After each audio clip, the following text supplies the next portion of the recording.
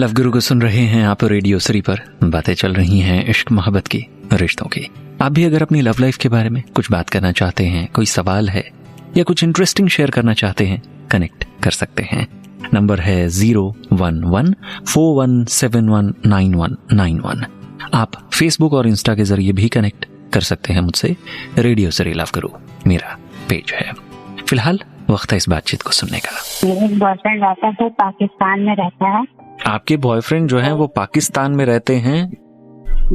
अपने बॉयफ्रेंड से कितनी बार मिली हैं आप?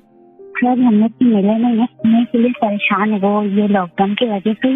वो अभी आप दोनों कितने समय से बात कर रहे हैं? सर हमने तो 1 साल हो चुका है। लॉकडाउन तो अभी 6 महीने पहले लगा है ना।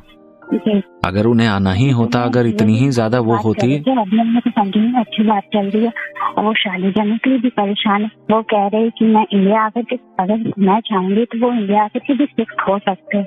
वो मेरे लिए कुछ भी कर सकते हैं। समझ नहीं आना कि मैं क्या करूंगी। क्या उम्र है आपकी? 20 जिस लड़के से आप मिली नहीं है, जिस लड़के को आपने देखा नहीं है, आप उससे शादी की प्लानिंग कर रही हैं। वो लड़का कौन है कौन नहीं है? आपको एक कहीं से फ्रेंड रिक्वेस्ट आई, आपको पता नहीं था कि वो लड़का कहाँ से है? जी मुझे पता चल गया था। पता चल गया था तो आप बात किया था। फेसबुक से आई हुई एक फ्रेंड रिक्वेस्ट और फेसबुक से होने वाली बातचीत को आप प्यार समझकर अपनी पूरी जिंदगी उस इंसान पर छोड़े बैठी हैं। आपको ये ठीक लगता है क्या? बताइए। वो आने के लिए भी परेशान है। देखिए बात बड़ी सिंपल सी है। यहाँ का समाज, यहाँ का रीति रिवाज, तमाम सारी इन बातों को मैं समझता हूँ।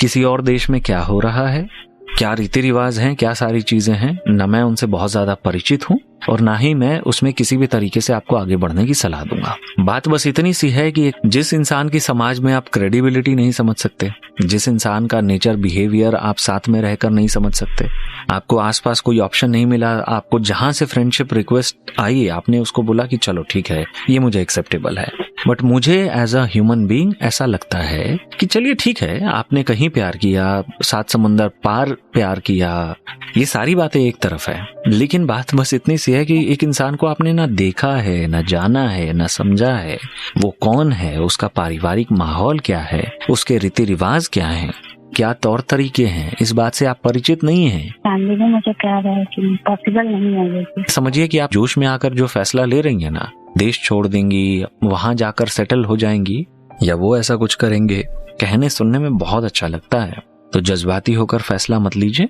अगर आप इस रिश्ते को लेकर फिर भी इन सारी बातों के बाद आगे बढ़ना चाहती ही हैं, तो उस लड़के को बुलाइए, उसको थोड़ा समय दीजिए, उसके पारिवारिक बैकग्राउंड को समझिए, फिर आप सोचें तो ये आपकी मर्जी है। किसी के ऊपर देखिए, वैसे भी हम ऐसा थोड़ी है कि मैं आपको दबाव दूं या कोई और आपको दबाव दे तो आप मान जाएंगे। जिंदगी आपकी है, आपको किसी के साथ बिताना है, आपको ठीक लग रहा है तो बहुत अच्छी बात है।